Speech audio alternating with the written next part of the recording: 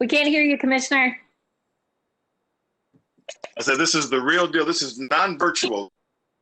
This is real, live and in person. 3D, baby. Live and in fact.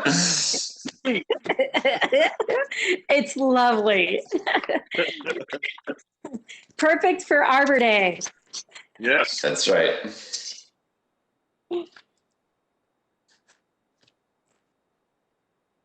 All right, we'll take just another moment here before we get started.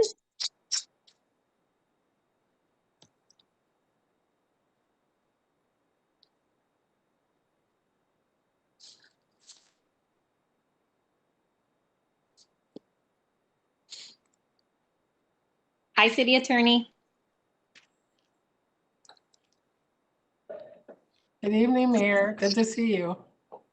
Good to see you. All right, there's our city manager. We'll give it just one more moment and then we'll get started. Let's see, who am I missing? Commissioner Lanier? Joel, can you see if Commissioner, there she is. Hi, Commissioner.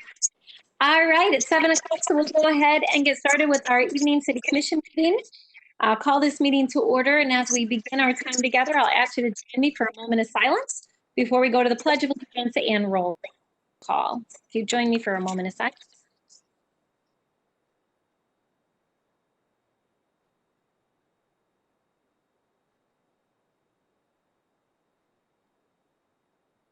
Thank you. All right, next, if you would join me for a Pledge of Allegiance.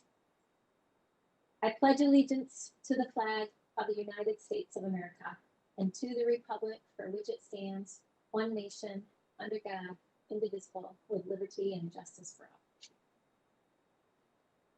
Thank you. Next, I will turn to our city clerk for a roll call. Commissioner Jones? Here. Commissioner Ruppert? Here. Commissioner Moody? Present. Commissioner O'Connor? Present. Commissioner Isasi? Here. Commissioner Lanier? Present. And Mayor Bliss. Yes, thank you. All right, and before I turn to Lily Beth, who's available for translation services, I'll just bring your attention to a couple things, Commissioners. We have 2 opportunities for public comment tonight. The very first one is public comment on an agenda items. So these are items that we are actually voting on tonight. So I'll open that up momentarily. And then we don't have any scheduled public hearings. So our last opportunity for public comment will be at the end. So if you are interested in giving public comment tonight, either on agenda items or any other item, you can call 456-3000 or 311, hit number 1. For the first item on agenda items, that would be number 1. And then the other opportunity for public comment, you'd hit 1 and then 5. Couple rules that we have here related to public comment. We ask that you share your name, the city that you live in, and we'll give you up to 3 minutes to speak.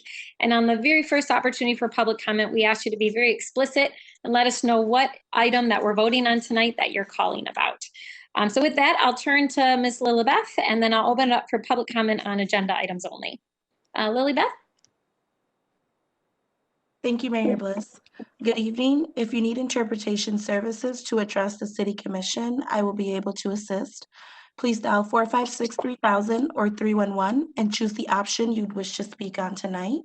Buenas tardes. Si necesita servicios de interpretación para dirigirse a la Comisión de la Ciudad, estaré disponible para ayudarle. Marque el 456-3000 o el 311 y elija la opción en la que desea comentar esta noche. Gracias.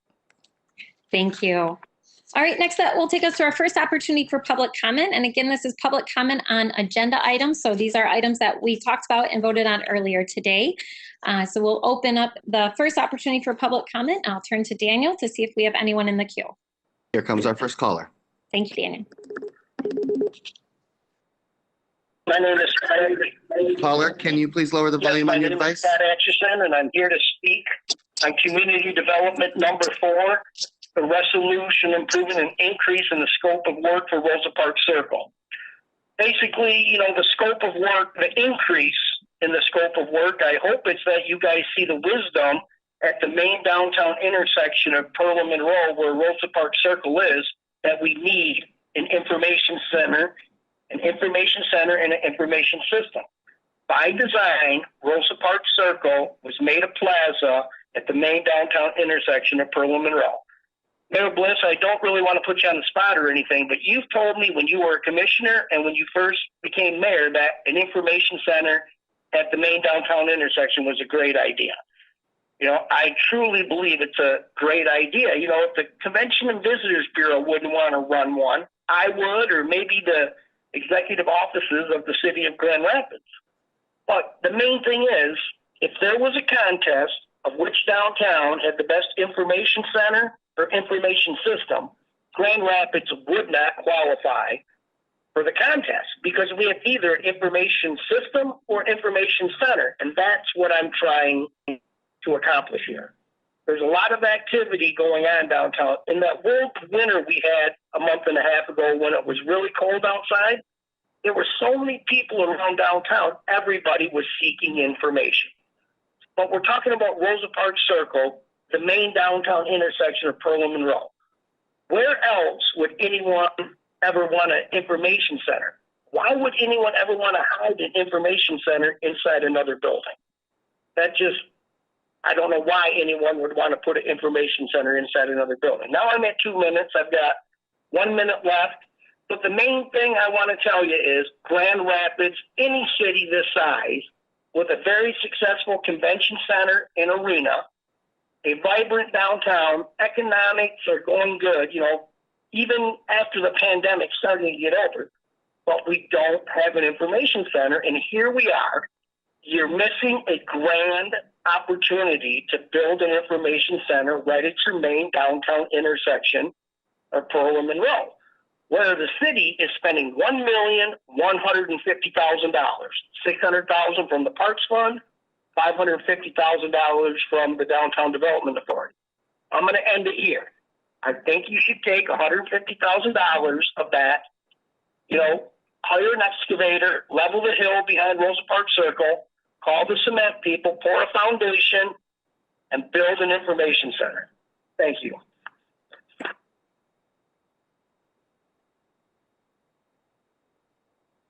Caller, you're on with the City Commission. Please state your name, the city in which you live, and the agenda item you wish to speak on. Your 3 minutes starts now. Hello, my name is Monia Mikula. I wish to speak on the officer that punched the black man. This is for agenda items that we're being voted on. If you call back 311 and press 1 and then option 5, then that's when you can speak to anything on your heart or mind. Okay. Okay, thank you. Uh-huh.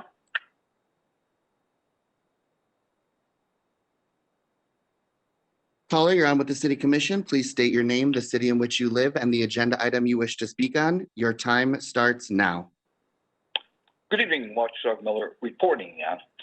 Under 6, let's scrutinize all of the shenanigans involving the LOCO, the City 90675, and also a no-bid cop contract or 2 cop contracts disguised as Pride for City 90686. 15 days ago, I hustled downtown to City Hall, a 2-hour road trip on your city buses to pick up that agenda. The packet contained no information whatsoever on your LOCO outrages, so I had to testify blindfolded last time. First and foremost, consult 88375. Years go by since I last saw local panelists actually appointed by name in the published Saturday press, which now costs $5 to $8 a copy. And Saturday is no longer a home delivery day. So why not run your minutes on a home delivered Tuesday instead again? So 88375, as you know, for late in December. Second, the law department is slow walking my timely FY on these matters, 12 days now. Citizen participation was questioned on the local. So why not defer that matter, the LOCO report, just another 2 weeks as a bare minimum, remand it to the Civilian Appeals Board for review and comment. Commissioner Lanier, tonight, under 9C4, You can dramatically bring our 6 Black and 9 Catholic rapid routes back to Rosa Parks Camp House Square. Simply by moving to postpone that $3 million buck nonsensical beautification debacle until those 15 routes are back where they belong and where they were 61 years at Rosa Camp House Square. As you know, the budget is already $15 million short overall, so why not go against that $3 million buck fiasco to beautify Rosa Park Circle. 51 grand for this mayor is more madness, going back 183 years. Some 50 mayors now find us one who's more corrupt. She rarely gets the record straight, covering for corrupt cronies. She never recuses herself on numerous conflicts of interest, such as a $72 million for the lunatic liquor line, Bundaro, to her biggest paycheck, GFSU. She viciously fired Commissioner Lanier as deputy mayor. Mayor, what item is this related to, Mayor? That's 3 minutes, Mr. Miller. Thank you, Mr. Miller.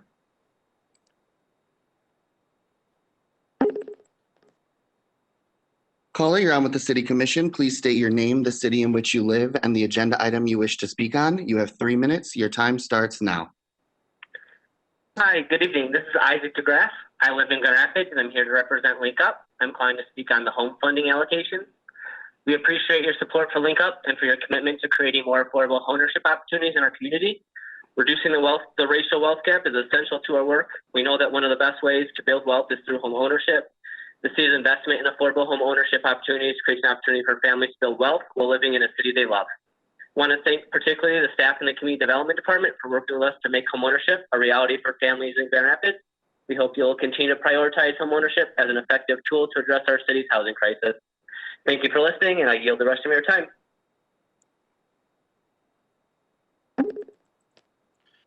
Caller, you're on with the City Commission. Please state your name, the city in which you live, and the agenda item you wish to speak on. You have 3 minutes. Your time starts now. Hi, my name is Jacob Green. I'm from Grand Rapids, and I feel that the police force should be defunded, and the people need to prosecute the officer that was on TMZ. Sir, this is for agenda items. I have the right as an American and as a city liver, whatever you want to say, to voice my opinion on your corrupt police force. Right. Not bringing race or anything into it. I'm saying that there needs to be a change, and nothing is going to end until there is a change. Right. Yes. Can I interrupt? Point of order, Mayor. Just want to help Daniel out here with this caller.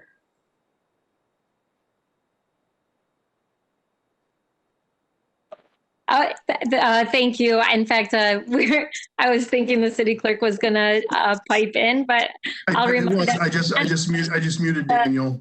Thank you. I'll just remind everyone that this first opportunity for a public comment is specifically related to agenda items. And so if you want to speak on any other item, I'll open up that opportunity for public comment in a little bit once we get through our agenda. Thanks, Commissioner. Here comes the next caller. Caller, you're on with the City Commission. Please state your name, the city in which you live, and the agenda item you wish to speak on. You have 3 minutes. Your time starts now. Hi, my name is Lindsay Owens, and I'm a resident of the 3rd Ward of Grand Rapids, and I'm calling in today in support of the contract and implementation of secure violence initiatives in the city of Grand Rapids. I believe that's under the 2nd resolution for the fiscal committee agenda items. As you'll know, last year there were a record number of homicides in Grand Rapids, and for every victim of homicide in our community, there are families, friends, and loved ones who mourn their loss, a loss that should not have happened in our community. The violence and homicide that happens in our city not only affects some members, but it affects whole neighborhoods and communities. Violence is a public health issue in our community. This public health issue requires the implementation of interventions to tackle this problem. Our community should utilize cure violence to work towards violence interruption and prevention, to prevent and interrupt harm, violence, and loss before someone gets seriously injured or dies. Violence prevention, interruption, and de-escalation can work not only to help keep people alive, but also prevent people from being incarcerated for violent crimes. A goal of our community should be to work towards its flourishing and vibrancy, and a community cannot work towards full vibrancy and flourishing if we're losing members of our community to violence and incarceration. We need to implement interventions to tackle this public health issue. Cure Violence offers to aid in violence prevention and is one step in the right direction towards working against the epidemic of violence our community faces. Cure Violence has been implemented in many cities across the U.S. and across the world with great success. While people in our community may have a variety of beliefs about how successful Cure Violence can be, or skepticism about this program, one thing that can be agreed upon by most Grand Rapidians is that we all want to live and work in safe and equitable communities in which we all feel protected and can flourish. We all want to live in communities where all members are valued, honored, and dignified. While Cure Violence does not offer a solution to every aspect of violence prevention, it's a step towards addressing violence in a more holistic way. If Cure Violence works to prevent the loss of one person, I see that as a success. I urge you, commissioners, to support the implementation of Cure Violence so that we can work towards making this place safer in both creative and effective ways. Thank you for taking the time to listen to me. I appreciate it, and I yield the rest of my time.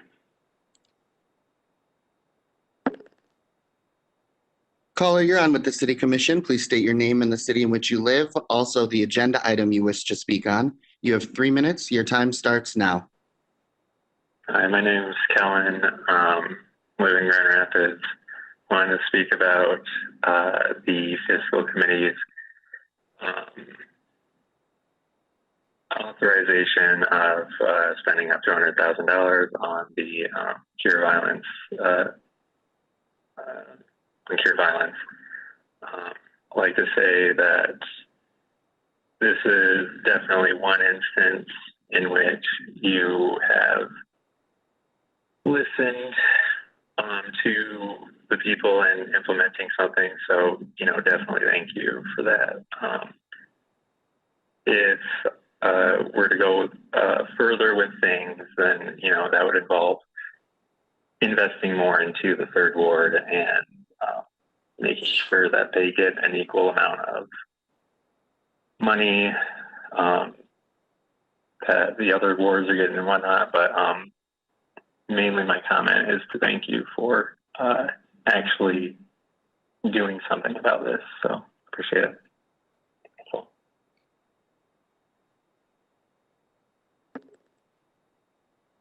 Caller, you're on with the City Commission. Please state your name, the city in which you live, and the agenda item you wish to speak on. You have 3 minutes. Your time starts now. You guys are not going to like me very much, but my name is Cynthia Barnes. I'm from Grand Rapids, Michigan, and I demand that you guys have better police force. They should not be allowed to run over protesters. Daniel, please remind the caller of the time when to call. The proper time for, this is for agenda items only, caller.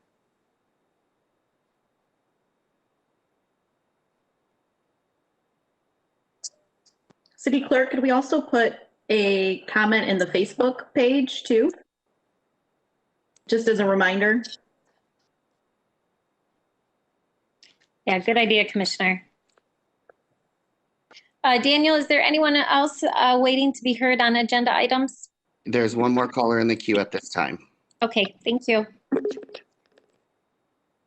Caller, you have 3 minutes. Please state your name, the city in which you live, and the agenda item you wish to speak on. Your time starts now. It's Johnny Brand, business in Grand Rapids, Michigan. Calling about the compensation increase for our commissioners and mayor. I don't think it's the time to do that. With CV-19, a lot of people lost income. I just don't think it makes a good statement. And also, in regards to the police department, I know there's defunders, I know there's people that don't like them, but we are in a serious problem, and I've got statistics to show it.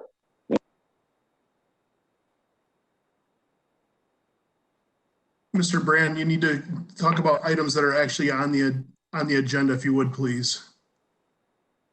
Yeah, like the commission one was. Okay, well, anyway, I just wanted to say that, and I hope we can work it out with our the citizens, because they should allocate more money to inner city for the needs and they need it, and things need to be done. But thanks everybody for your time. All right, Daniel, is there anyone else in the queue to be heard on agenda items? No, ma'am. Okay, I'm going to close that opportunity for public comment, and that'll take us to our next item, and this is approval of our minutes, and these are minutes from our last meeting on April 13th. Can I get a motion? So moved. Support. All right. Thank you. Moved and supported. Commissioners, any questions or comments? All right, I'll turn to our city clerk to call for the vote. Commissioner Lanier, Aye. Commissioner Jones, Yes. Commissioner O'Connor, Yes. Commissioner Moody, Yes. Commissioner Isasi, Yes. Commissioner Repart, Yes. Mayor Bliss. Yes, thank you. That will take us to petitions and communications. We have 6 items tonight. The first one is a communication received from Marty and Marthea Daling Jager regarding affordable housing, American Rescue Plan Act, and CARES Act. That is received and filed. Communication received from Scott Atchison regarding a downtown information center. That is received and filed. Communication received from Lexanne, Grand Rapids resident, with safety concerns surrounding protests and riots. That is received and filed. Communication received from Christina Miniasi regarding the city's noise ordinance. That is received and filed. Communication received from William Blickley regarding city commission compensation and schedule. That is received and filed. And communication received from Barbara S. Demore, West Side Connection Neighborhood Association regarding police. And that is also received and filed. All right, that will take us to reports of city officers, and we have 2 items tonight. The first one is the Comptroller's report for the period of March 31, 2021 through April 13, 2021 in the amount of $16,335,067.72. That is received and filed. And the Treasurer's report for the period of March 27, 2021 through April 12, 2021. And that is also received and filed. All right, that will take us to our consent agenda. So our consent agenda are items that we talked about earlier today in one of our standing committee meetings where there was a unanimous vote. So tonight with one voice vote, we will adopt those items. Can I get a motion for the consent agenda? So moved. Support. All right, moved and supported. Commissioners, any questions or comments? All right, seeing none, I'll turn to our city clerk for the vote. Commissioner Jones, Yes. Commissioner O'Connor, Yes. Commissioner Moody, Yes. Commissioner Isasi, Yes. Commissioner Repart, Yes. Commissioner Lanier, Aye. Mayor Bliss. Yes, it carries. All right, that will take us to items removed from consent, and we have 1 item tonight. The resolution adopting the city's legislative priority agenda for the 2021-2022 legislative term. This has been revised from this morning's meeting. So moved. Support. All right, moved and supported. Commissioner Jones from our legislative team, you want to tell us about this item? Yes, Mayor. The resolution is setting the city's legislative priority agenda for 21-22. The item was deliberated by the Committee of the Whole at the April 13th meeting, and a motion was adopted to postpone the item until the meeting on today to allow for more consideration of this recommendation. The purpose of the priority agenda is to clearly outline the position and interests of the city on priority issues and matters that impact the city's ability to operate effectively while allowing additional legislative and budget issues that arise during the legislative session. So we are on this evening looking to approve the city's legislative priority agenda for 21-22. Thanks, Commissioner. And I know I said it this morning, but I'll say it again. Just thanks to all of you, and particularly Commissioner Lanier and Commissioner Isasi for weighing in and making some good additions and revisions to our agenda, to our legislative agenda. Commissioners, any other questions or comments? All right, I'll turn to our city clerk to call for the vote. Commissioner O'Connor, Yes. Commissioner Moody, Yes. Commissioner Isasi, Yes. Commissioner Repart, Yes. Commissioner Lanier, Aye. Commissioner Jones, Yes. Mayor Bliss. Yes, it carries. All right, that will take us to our ordinances to be adopted, and we have 2 ordinances before us tonight. The first one is a consideration of an ordinance rezoning the southerly 6,970 square feet of 600 Bradford Place Northeast to the non-LDR or the MON-LDR Modern Era Neighborhood Low Density Residential Zone District. So moved. Support. All right, moved and supported. Commissioner Lanier, you want to tell us about this one? Sure, Mayor. As the city clerk read, this property is being rezoned from MON or MOD MDR, Modern Era Neighborhood Mixed Density Residential, to MOD or MON LDR, Modern Era Neighborhood Low Density Residential. It was considered by the Planning Commission and passed unanimously back on March 11th, and it came before the commission for consideration for tonight. Great, thank you. I see Ms. Turkelson is here to answer any questions we might have, so I'll open it up. Commissioners, any questions or comments about this item? All right, I think we are all set then, although I appreciate you being here, Ms. Turkelson. So City Clerk, you want to call the vote on this? Commissioner Moody, Yes. Commissioner Isasi, Yes. Commissioner Repart, Yes. Commissioner Lanier, Aye. Commissioner Jones, Yes. Commissioner O'Connor, Yes. Mayor Bliss. Yes, it carries. All right, that will take us to our second ordinance to be adopted tonight. This is consideration of an ordinance rezoning 348 and 350 28th Street Southeast to the SDIT, which is Special District Industrial Transportation Zone District. All right. Can I get a Support. All right, moved and supported. Commissioner Repart, you want to tell us about this? Yes, Mayor, this is the former Mega Mall site on 28th Street, and the new owners of the building are looking for it to be rezoned as industrial, which is consistent with the uses around it. It also went in front of the Planning Commission and was passed unanimously with no one speaking for or against the rezone. Okay, thank you. I see Ms. Turkelson is still with us. Ms. Turkelson, anything to add on this item? Nothing further, thank you. Okay. Commissioners, any questions or comments? Commissioner Lanier?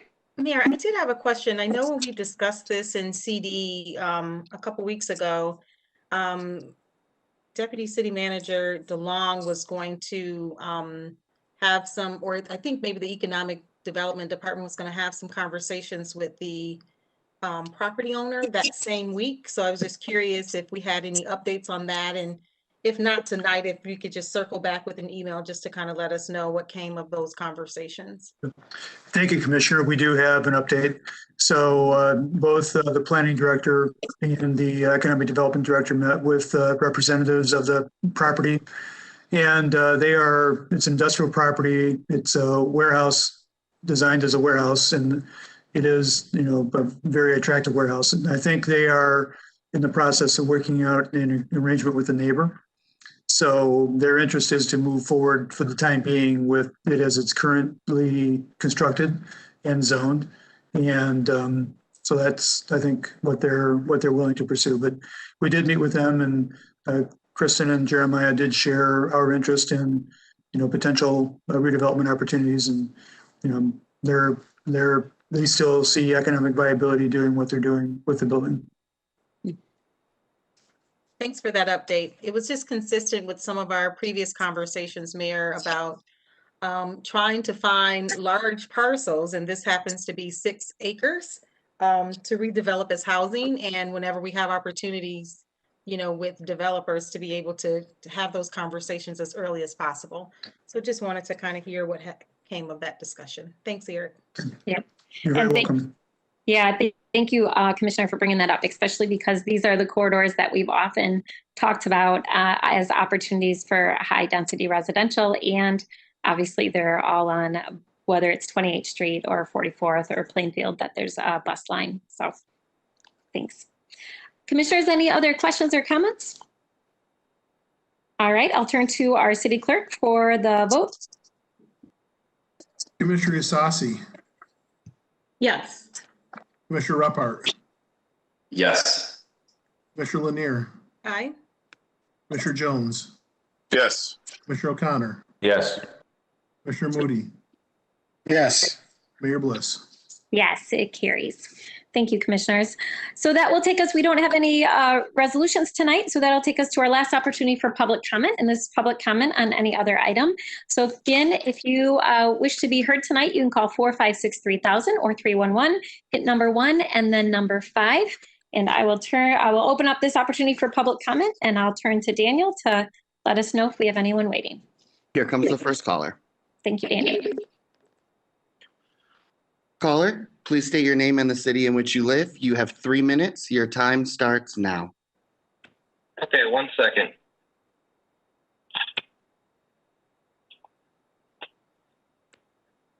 Hello, my name is Dempsey Mikula. I am a Grand Rapids resident, and I am calling to demand that the city holds the officers that punched a Black community member in the face during a traffic stop accountable, as well as to defund the GRPD.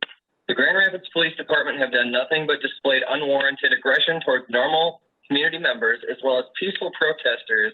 And as a tax-paying citizen, it is very concerning to see a video of local police officers punching a Black man in the face over littering, which is normally just a civil infraction. I'm very curious to what type of example this city thinks it is setting when we are on TMZ due to GRPD's violence, and that we have been warning you about for almost an entire year. Hold these officers accountable and put funding back into our community, because at this rate, the GRPD will eventually kill somebody due to their blatant disregard for human life. With that being said, once again, hold these officers accountable, defund the GRPD to that mandated 32%. If that $56.4 million is not enough, defund GRPD. Just defund them. Put the money back into the community. This is a disgrace.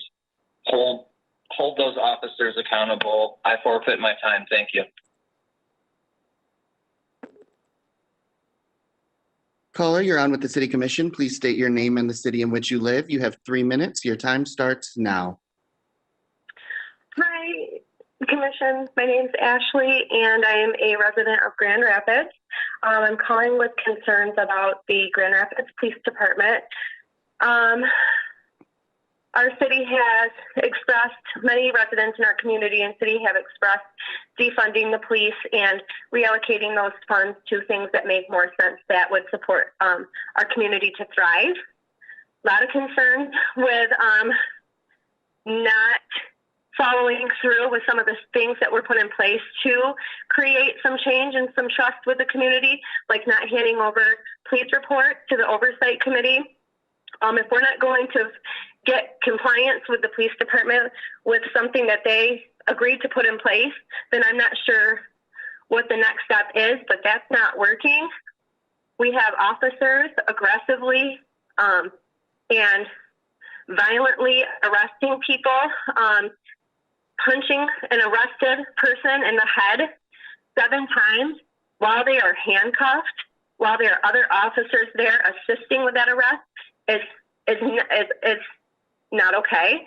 That in of itself is an assault. That officer committed a crime in the act of supposedly protecting our community. And then they don't turn over these incident reports to the oversight committee.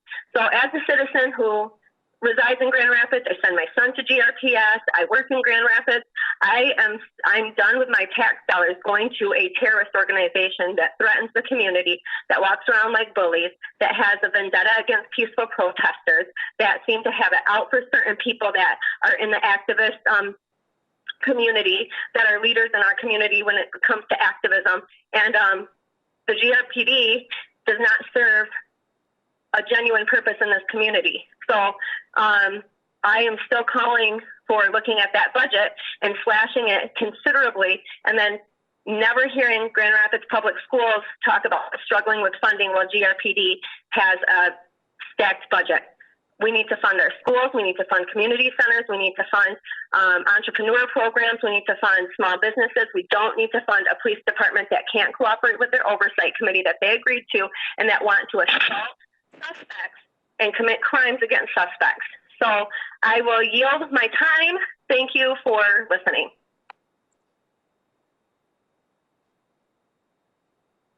Caller, you're on with the City Commission. Please state your name and the city in which you live. You have 3 minutes. Your time starts now. How you doing? My name is DeAndre Jones. I stay in Grand Rapids, Michigan. Just hope the city commissioners, the mayor and the city manager, city attorney, city clerk. I hope you guys have been having a good day. I know those meetings can be pretty lengthy, but I wanted to share a couple positive things. Today I did a marketing campaign with the Victoria's Secret model named Barbara Pavilion. My Instagram for my company actually grew to almost 2,000 people today. They'll probably grow more, but it's been like crazy, like under an hour. I've actually like grown like 2,000 people. I'm also like 3 more weeks I'll be finishing my certification. Right now I'm taking a class at the University of South Florida for diversity, equity, and inclusion in the workspace. So I'm pretty excited about that. And I also wanted to address, it was a woman a couple of days ago when I was at a protest, and she was a Hispanic woman. I believe she was with Voices for the Badge, and she had a problem with me protesting that an African-American man was killed by another Caucasian police officer. But if you actually look at national statistics, African-Americans and Hispanic people get the least amount of everything. If you actually look at city statistics in the city of Grand Rapids, those are 2 demographics of people that receive the least amount of resources, funding, whatever it may happen to be. And so to that woman who had a problem with me marching, I believe in saying that every time I call the city commission, it's for $1. I've never asked the city commission or nobody on the city commission. I've never asked anybody for $1. I've only asked for city support or I've never asked for any type of money. So I just wanted to just address that because I felt that was very disrespectful with all of the community work I've been doing. I believe the good outweighs the bad most definitely, and I just didn't appreciate her saying that every time I call the city commission, I ask for dollars to bridge the gap between police and community relations. I believe you can peacefully protest and still have great relationships with police officers without it being unpeaceful or unjust. And so I just wanted to speak my piece, but I've been doing a lot of great work, and I'm just proud of the progress that I've made with the opportunity the city of Grand Rapids has been giving me. And I hope you guys have a good night. I appreciate it.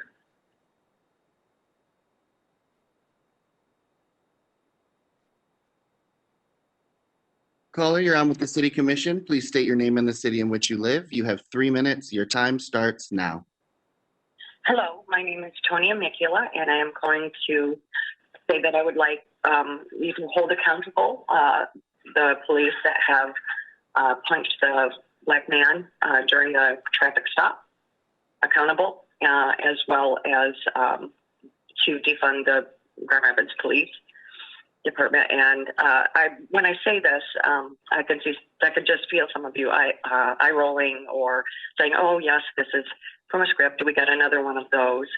And I want to reassure you that I grew up around police. I come from a family where my mother retired from the police department. I lived and worked with them myself, and I have respect for many of the men and women that serve our country in blue. And so this does not come lightly. I've known many of them that are very, very good at what they do, and it is for them that I'm speaking, and for many of our community members that are unable or unheard, that need to be heard. So for some of you who may not really fully be absorbing the message of this, I am hoping that maybe for the first time, you can try to put politics aside and hear the message that not everything needs to be resolved the way it's being resolved, and that the end outcome has not been fair for some. And many of my police friends have said, and they know, many good police officers cannot even, say anything, and they're probably not calling you saying something should be done because the outcome is not favorable for those that report their friends or fellow colleagues, even no matter how bad or grievous what they have done is. And so there is no fair system for it. So it really needs to be up to us to do something about it and to create a system that is more fair. My friends that are in social work, many of which have faced very, very violent encounters, never armed with a gun, have said that they have received extensive training for this, and their experience has taught them well. And police don't receive that same level of training. They receive a completely different kind of training. So maybe the answer is not as obvious as we think, but it involves rescripting, rethinking, recombining sources, but working together, but thinking outside the box. And that includes not just waving something away because, you don't like the politics of it. So please. That's 3 minutes, caller. Thank you, caller. Thank you. Caller, you're on with the City Commission. Please state your name and the city in which you live. You have 3 minutes. Your time starts now. Hi, my name is Christian Bartolo. I am from Grand Rapids, and I'm one of the 8 protesters that was unjustly arrested on the 8th of March during a George Floyd protest. I'm calling in regards to an incident where Grand Rapids police used another set of excessive force against another person of color in our community. Diabetes Hood was brutalized by the GRPD. He was punched in the face multiple times by Michael Reed, an officer of the Grand Rapids Police Department, and I'm calling into the commission to ask they hold that officer accountable and ask the Grand Rapids Police Department to fire this officer for his unjust action. And I'm also calling for the defunding and abolition of the Grand Rapids Police Department because policing in our neighborhoods is racist. The Grand Rapids Police Department is a racist police department, and they've been doing it for over 20, 25 years now. They multiple times have set out helicopters in the communities and only watched over communities where Black and brown people were in. And even this arrest they supposedly made, which I believe was an unjust arrest for littering on the ground, was just another targeting of Black people in our neighborhood by the police. I'm calling for the City Commission to hold the GRPD accountable and hold Chief Payne accountable and have him fire this officer and any other officers involved. Grand Rapids Police Department's history of racist brutality and racist intimidation in our community is long. From when they pulled over a Hispanic American and called him an immigrant and tried to arrest him and bring him to ICE, to the time where they handcuffed and detained an 11-year-old Honesty Hodges, and brutalized her because they thought maybe she had a gun on her, and to the time where 8 people were arrested for doing nothing but protesting police brutality. And in return, they got brutalized by the police. I yield the rest of my time.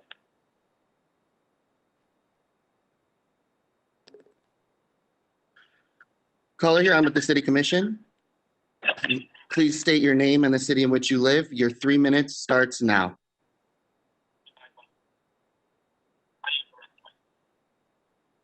Hello, caller. Oh, hello. I'm Charlie.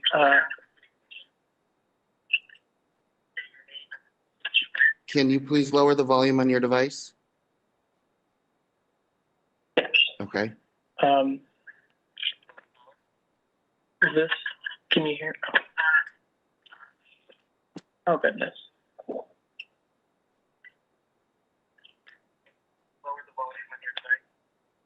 Is there a mute button?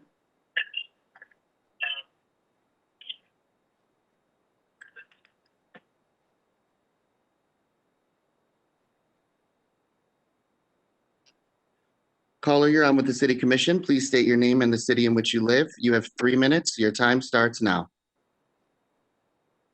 Hi, my name is Allie Babes, and I'm the president of Justice for Black Lives. First off, I would like to congratulate the GRPD for making headlines in TMZ for their brutality once again towards BIPOC community members. I cannot say that I'm surprised, but what I can say is that we told you so. Countless times, week after week, we have been demanding that our city officials, especially Mark Washington, does something about the brutality towards community members by the GRPD, and yet nothing has been done. This is what happens when you don't listen or take what we say seriously, and at the rate we are going, I doubt it will be the last time GRPD will make national headlines. Chief Payne said in the press conference following the Derek Chauvin verdict, and I quote, I have said from the beginning and almost a year ago when this occurred, every law enforcement department has to look in the mirror and see if we're doing things correctly. Well, that time to look in the mirror and self-reflect is now. Community members should not at all be afraid and feel unsafe at the hands of our local police department because they can't simply control their temper. We will not continue to allow the Grand Rapids Police Department to brutalize us. We are human beings and not property. At the rate the Grand Rapids Police Department is going, they will eventually murder someone, and I'm sure that is the last thing any of us want. Excuse me. Hold these officers accountable now, or do not say one of us haven't warned you, or when the worst case scenario happens. We need third-party investigations, no more internal investigation, because just the police investigating themselves and finding themselves not guilty, and nothing becomes of it. Over 3,000 complaints were made to the Grand Rapids Police Department in 2019, and 3 to 4 people were only suspended, not fired, suspended. This is getting out of hand, and I expect my city officials to do something about it. And lastly, defund the GRPD to that mandated 32% and put more funding into the third ward, because most of crime is because of poverty. Thank you. I yield my time.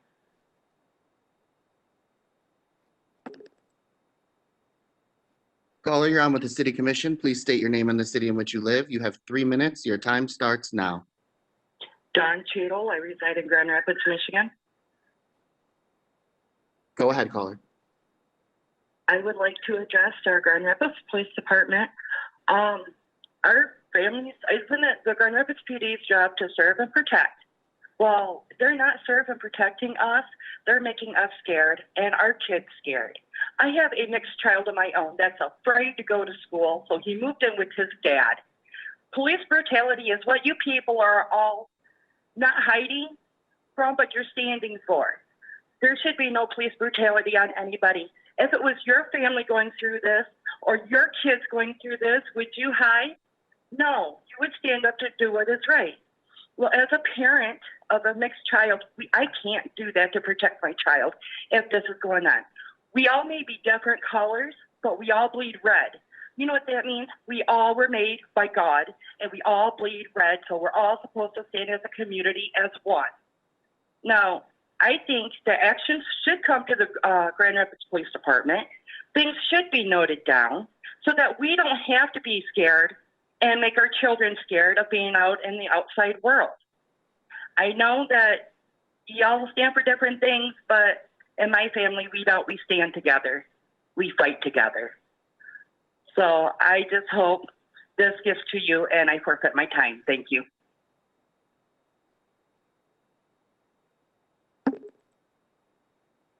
Caller, you're on with the City Commission. Please state your name and the city in which you live. Your 3 minutes starts now. Hi, my name is Sue Baker, and I am a resident of Grand Rapids Township, but I work in the city of Grand Rapids.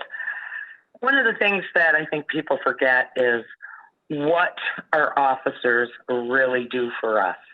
And a good example is, in case anybody forgot, and I don't know how they possibly could, is on December 17th, 2 of our Grand Rapids officers, Amanda Stewart and Ryan Johnson, responded to a call of a baby who was in distress, who was not breathing and was about to die.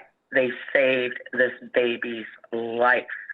This is what our police do every day, every minute, and we need to be grateful. We need to remember that they are there and they protect us without question, again, every minute of every day. The City Commission needs to take a really long look at what's going on. They need to understand that our officers are protecting our city. They are putting their lives in danger every day. And even worse are the families that have to sit at home and wait during these really, really difficult times for their husband or their wife or their son or their daughter to come home before they can breathe. Our officers, we should pray for them every day, and we should be grateful every day. And commissioners, just on a side note, I would imagine that you couldn't even think that you would possibly take a raise in the time of the pandemic and with everything else that is going on in our world today. Thank you.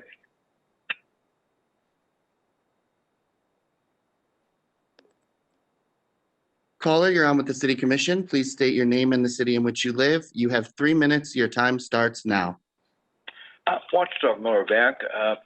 Let's set some ground rules here. Fine becomes for 6 approval of minutes for a reason. If you totally ambush the public and give no details whatsoever, such as the mayor's 51 grand salary last time, or what the Homo County Lobby Pride Center $20,000 contract was about, we have a right to come back and give our views on approval of minutes. So Citizen Johnny Brand, a taxpayer on Leonard, and a veteran Miller were both cut off on this, and it's our only alternative of avoiding the federal courts. I also suggested that that you refer to civilian appeals board on the LOCO scandals, and so shabby treatment of Citizen Brand this evening, as well as Watchdog Miller. Going back to the commissioner's salaries, look what we've done. Out at I had Fuller at a school on Fuller, Commissioner O'Connor, a sewer mouth by life's work with a 4-letter word. Then later on, he and Geppert destroyed key transfer stops at Oakley and Collindale on the Laker line of Boondoggle. So $72 million later, we're out those stops, and both of them bragged about, well, you can go all the way out to Allendale on the 50 once it's done. Well, you already could go to Allendale and run around Allendale when the 50 ran. That was $72 million bucks ago. Also, Commissioner Jones at GRPS, before tons of witnesses, publicly threatened to bash my brains in and out and then do vile things to me on the ground. So you guys deserve a pay hike for all this. Let's briefly review my anti-fare hike master plan at the Rapid. Your new hire there, hired out of slave state Bethesda, Maryland, Virginia. I would recommend that you drop the 90 Showboat Silver line altogether. You'd save 8 fare checks that way. Go back to your 1 division local, 2 Kazoo transfer, run the Kazoo clockwise, basically over the same Silver line route, and the 1 counterclockwise over the same route with 3 transfers at Franklin. Secondly, either sell off those big blue 6000s on the Laker boondoggle for $15 million, or demand that GVSU bond out to pay for them. That's 3 minutes, Mr. Miller. Thank you.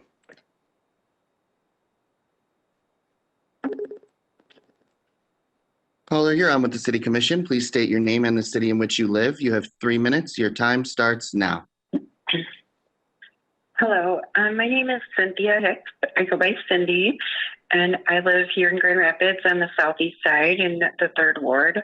My house faces the Ted Raspberry baseball field, and it's taken me a while to be involved and active in city meetings. For those who don't know, my family was affected by police violence. And right now I'm having a very hard time coping with drones and helicopters in the air flying around above my home because it's shaking my home. Earlier tonight, as it flew around 4 times, I had a difficult time. I couldn't even hear a conversation over my phone outside. I think this type of surveillance is very unnecessary. And how do you say, I've lived as a resident over here on the south side for nearly 30 years, and I've been involved on the southwest side as a restorative justice training for skills on how to problem solve and conflict resolution. And I guess I'm just wondering why the city isn't investing more money into providing more parents with the type of skills I was provided with and I was told to use these kind of skills in my neighborhood and community and schools, but I've seen very little of it implemented. And my concern is more so for the children, because every time you put more officers over here, that's more residents that leave, that are gone. They're overtaxed and overfined, because that's what you do when you amp up police over here. And more instances of violence occur. More people are arrested, so more children don't have their parents at night. So I would say that really does not help any of us be more safe. And you know, my own child right now is having a hard time after being exposed to police violence, of watching her father be brutally attacked. You know, so seeing copters fly over baseball fields while kids are playing is just really just wrong on so many levels. I can't stress it enough. And I just wanted to remind people that we once, you know, Mayor Hartwell had previously promised our city that he would not militarize it. And he was very dedicated to anti-racism policies. And I just really feel that we need to get back to some of those, you know, things that were implemented way back in '99 and 2000. And back when the first study was done on driving while Black. All references to those reports, as you can see, in 20 years, it has not gotten any better. Thank you. Thank you. Caller, you're on with the City Commission. Please state your name, the city in which you live. You have 3 minutes. Your time starts now.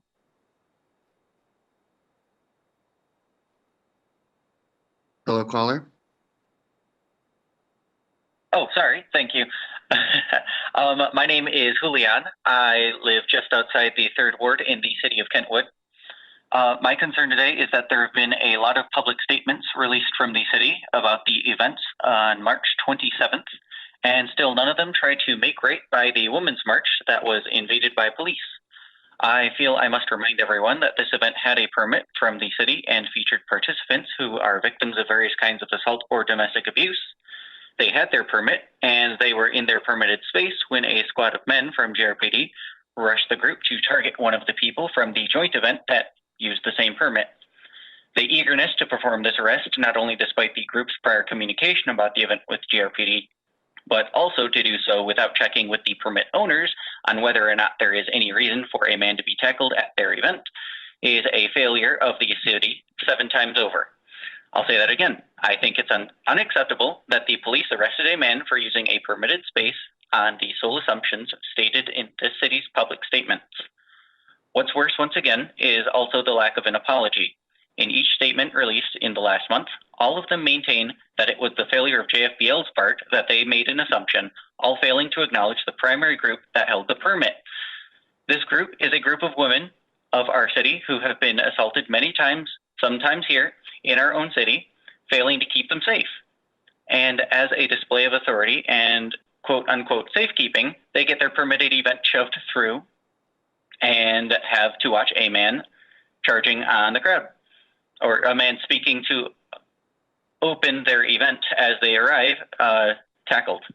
One of the women's marchers is now also injured, and I'm wondering, how can anyone here defend such a horrific disregard for these people, the women's marchers, with the repeated insinuated takeaway message in these statements being that JFBL made some sort of mistake, and that this is something that's defensible at the cost of these people from the Women's March? The matter keeps being pushed into a pipeline that consistently does not address the source of an issue, only for it to occur again in some other form to hold public interest. And the issue is on track to not even being appropriately publicly addressed before some new brutality incident that is completely preventable occurs to the people of the city again, and it seems like that time has been bought and it has already occurred. Thank you. I yield my time.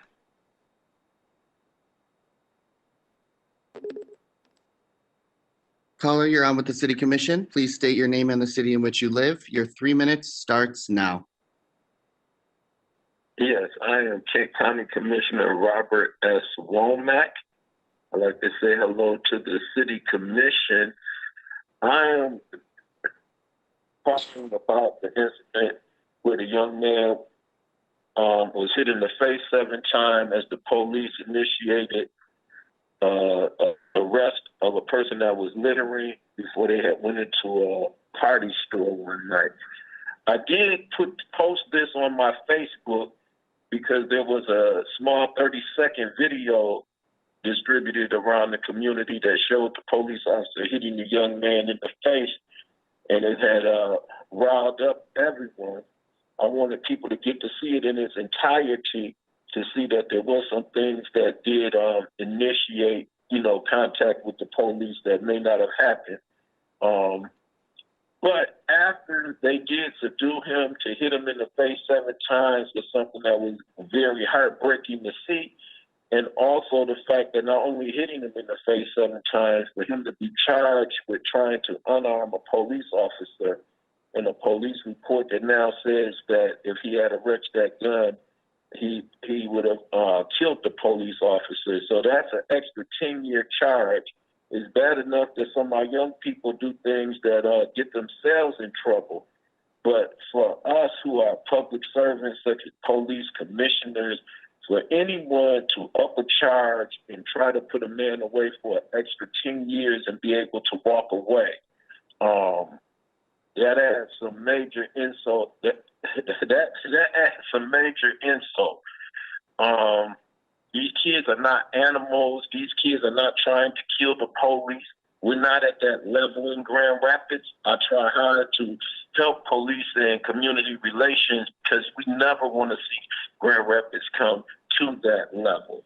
CNN, MLive, TMZ, 3 medias have reported that they did not see and could not find this young man reaching for the gun, but still he's being prosecuted for that here in the city of Grand Rapids and Kent County. So that's one of the main reasons I'm still involved, is because I think he's being overcharged.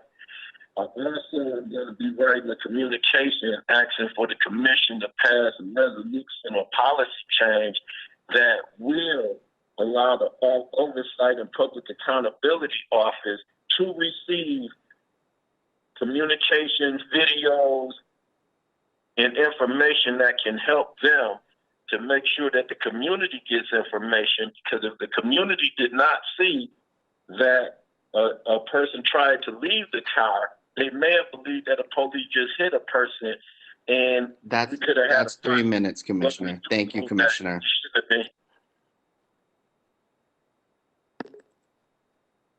Caller, you're on with the City Commission. Please state your name and the city in which you live. Your 3 minutes starts now. Hi, my name is Kathleen Postmus, and I live in Plainfield Township. First of all, I want to say as an elected official, I find it absolutely abhorrent that you would accept a 36% pay raise when the fact is that a large number of your constituents are without jobs, can't put food on their table, and are struggling to make ends meet. I, as an elected official, could never do that. The second thing I wanted to mention is the police department budget. A lot of people are talking about defunding. I spent 28 years serving the city of Grand Rapids as a police officer. My daughter now wears my badge. I know what it's like when it's shorthanded and you have to call for help and there's nobody to come and back you up. The officers in the GRPD are some of the best in the country. GRPD is accredited. It's one of the best trained departments in the country. And I would appreciate if our city commission would talk about that fact once in a while. And the other thing I want to do is challenge you. You want to defund, or you want to cut the budget and put it in other areas. But I know for a fact Chief Payne has offered ride-alongs, has invited you, has asked you, and not one of you has taken him up on it. That shows your lack of education and the lack of your willingness to find out what it's really like, what our police officers do on a daily basis. They put their lives on the line every day to protect this community, and I think you need to show them some respect. Thank you very much for your time.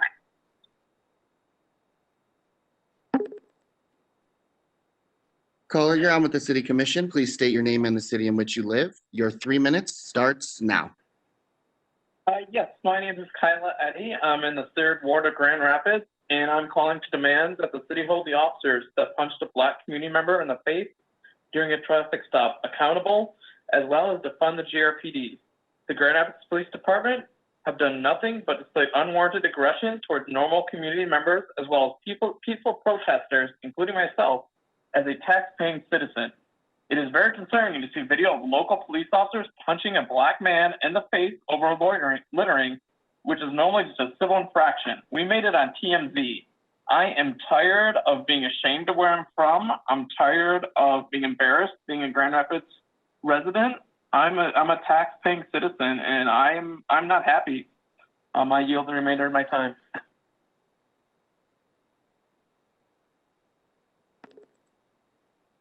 Caller, you're on with the City Commission. Please state your name and the city in which you live. You have 3 minutes. Can you lower the volume on your device, please? Yes. Thank you. Hi, my name is Stephanie Scott Kolakowski. I live on the west side of Grand Rapids. I'm a proud citizen of Grand Rapids, and I am calling today because I feel the need to speak out from a human-to-human approach today. This last year has been trying for all. 50 years before have been trying for all. But my husband just retired from the Kent County Sheriff Department. I am a huge community advocate in the community. I own a company called Grow Business Today, and was part of the Idea Generator Pioneer Summer Project in 2018. But I saw things from a different lens last summer, a lens that I didn't know as a wife because I wasn't one of a law enforcement agent. My husband served for 28 years in Kent County, and he was a person who loved the city. He was a community resource officer at the Kent ISD. He helped children who face some of the most horrific things, abuse, molestation, get justice. And when he went to take off for our city, to protect our city from rioters this past summer, my husband had urine thrown out of his car. He had people yelling death threats, threatening to come to his house and kill his family. Myself and so many other wives of law enforcement here who are also community advocates serving on nonprofits as executive directors, as people that go and serve every single day, get up whenever the call is needed. We worry about our husbands, and our husbands worry about wives serving in law enforcement in our city. And sometimes we forget that people are human, and everybody deserves empathy, and everybody deserves support.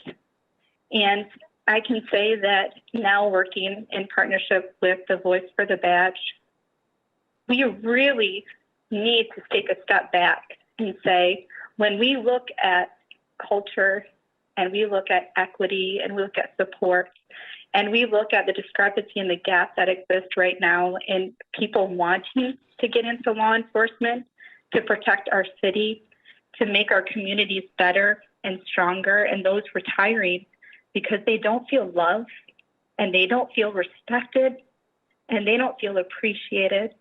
But all that's pointed out is the fault. And what certain people do is not okay, but it's not the masses, guys. How can we work together to make sure when we're amplifying voices, That's 3 and we're minutes, connecting caller. community, Thank you, that we're caller. bridging That's 3 gaps? minutes. Caller, you're on with the City Commission. Please state your name and the city in which you live. Your 3 minutes starts now. Hi, Commissioners. My name is Cristina. I am a Grand Rapids resident.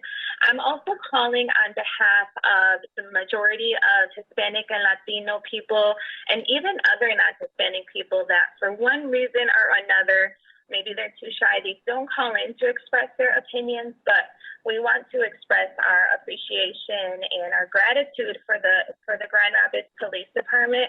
We know how vital and how necessary they are to our everyday life. I think it's pure insanity that there is even thought given to defunding them. People are angry, but they don't even know what that really would look like or what that would mean. And I think it's really sad that the local media does not highlight, and even our city leaders don't highlight all the positive things that they do and all the heroic things that they do. It's really sad. So just want you guys to know, GRPD, that there are so many of us that support you.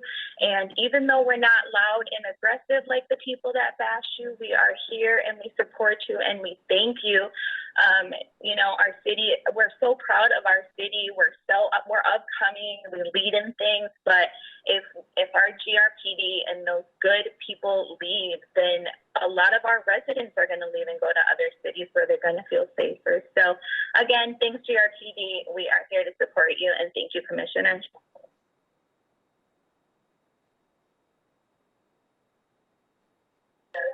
Caller, can you please lower the volume on your device? Yes. Thank you. Please state your name and the city in which you live. Your 3 minutes starts now. Hi, Ms. Rochelle. I live in Grand Rapids. I am calling to demand that the city holds the officers that punched a Black community member in the face during a traffic stop, hold them accountable, as well as to defund the Grand Rapids Police Department. The Grand Rapids Police Department has done nothing but displayed unwanted aggression towards the normal community members, as well as peaceful protesters. And as a tax-paying citizen living downtown Grand Rapids, it is very concerning to see video of local police officers punching a Black man in the face over littering, which is normally just a civil infraction. I'm very curious as to what type of example this city thinks it is setting when we are on TMZ due to GRPD's violence that we have been warning you all about for almost an entire year. Hold these officers accountable and put funding back into our community, because at this rate, the GRPD will eventually kill someone due to their blatant disregard for human life. Do you want that blood to be on your hands? With that being said, once again, hold these officers accountable. Defund the GRPD to that mandated 32%. If the $56.4 million budget isn't helping them do their job correctly in terms of protecting and serving the community, then they will be more than fine after they are defunded. Thank you. I yield my time.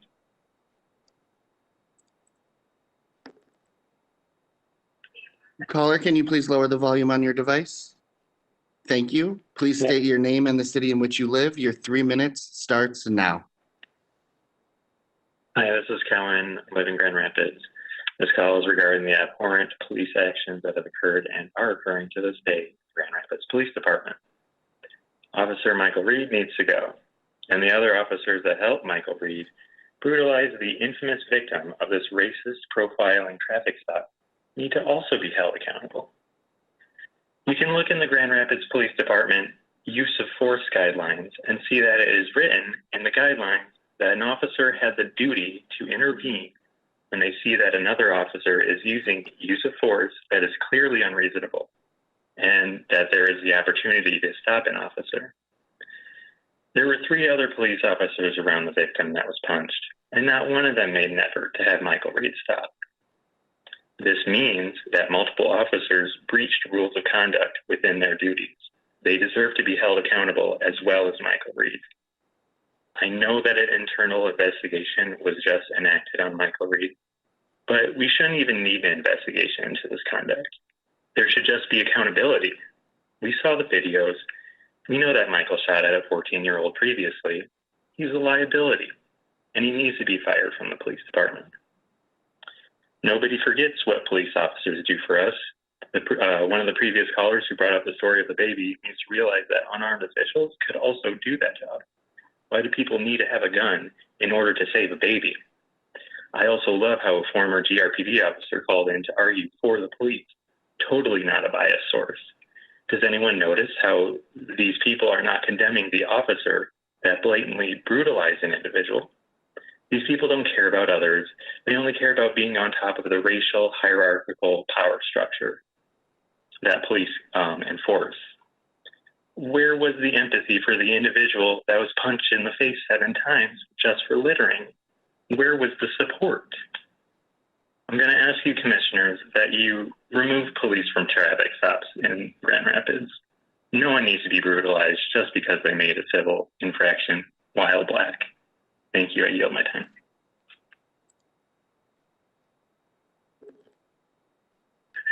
Caller, you're on with the City Commission. Please state your name and the city in which you live. You have 3 minutes. Your time starts now.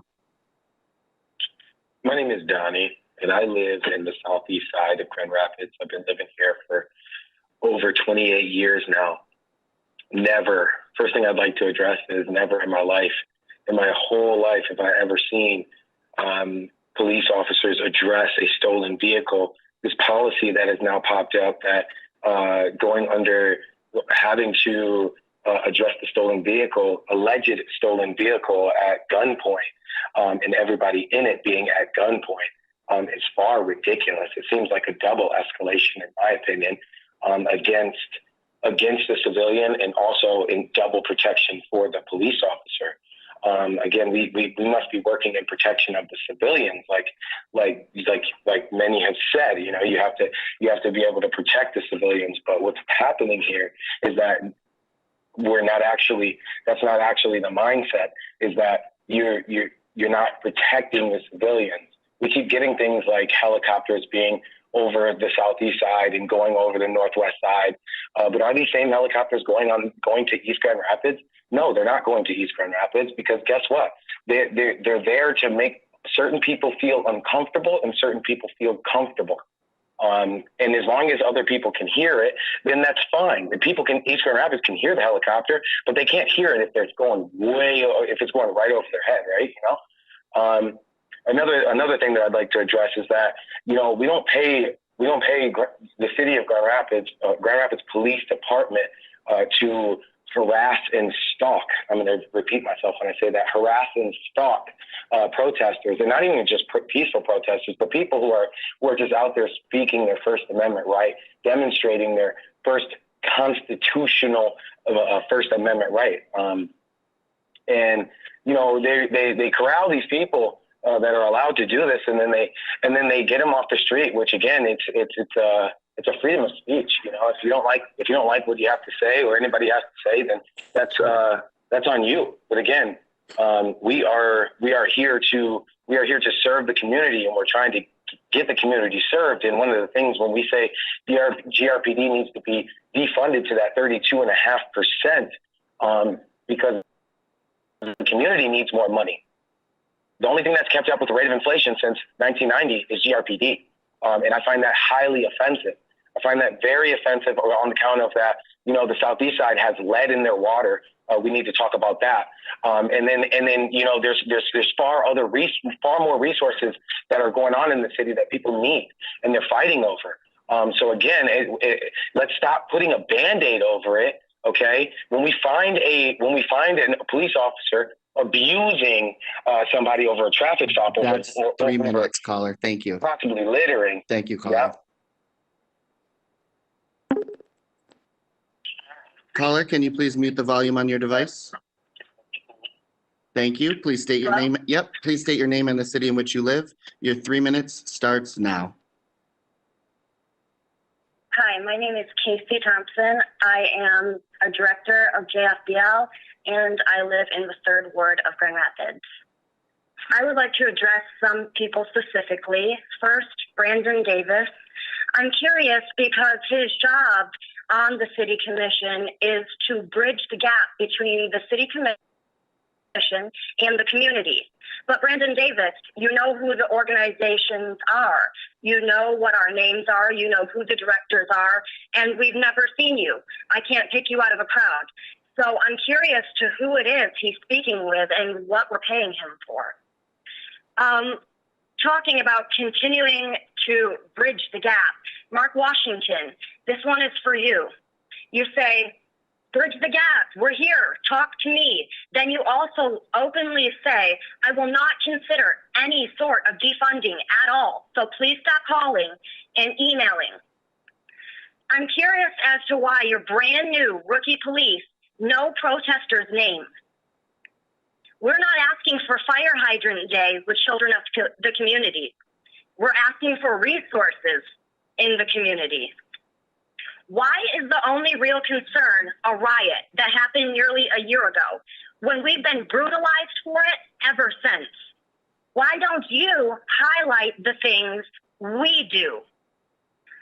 We need city officials who are open to providing self-paid insurance policies. That would hold accountability. 3 strikes, you're outlawed. That would eliminate taxpayers for paying for your murders and your incidents. Pay your own tax. Pay your own liability insurance. This one's for Officer Moody. Commissioner Moody. You stood for our Breeway event and prayed on behalf of our organization. At the next city meeting, you forgot our name. This one's for Dan Adams. He's the spokesperson of Grand Rapids Police Department. And the spokesperson is that same man who we have on video grabbing women from behind and shoving them in a peaceful protest. This one's for Christopher Becker. Chris is the prosecuting attorney here in Grand Rapids. He's also the highest paid city employee. He's responsible for charging protesters as well as not convicting police. Ask him why that is. He's only in office because nobody ran against him. He got into his position by default. He's also one of the head prosecutors for the state of Michigan, where he helps set the agenda for all prosecutors in the state every year. That's probably another salary.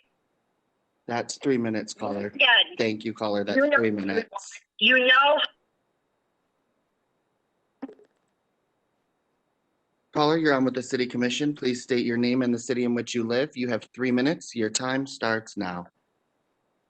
Hi, I'm Mark and I'm from Grand Rapids.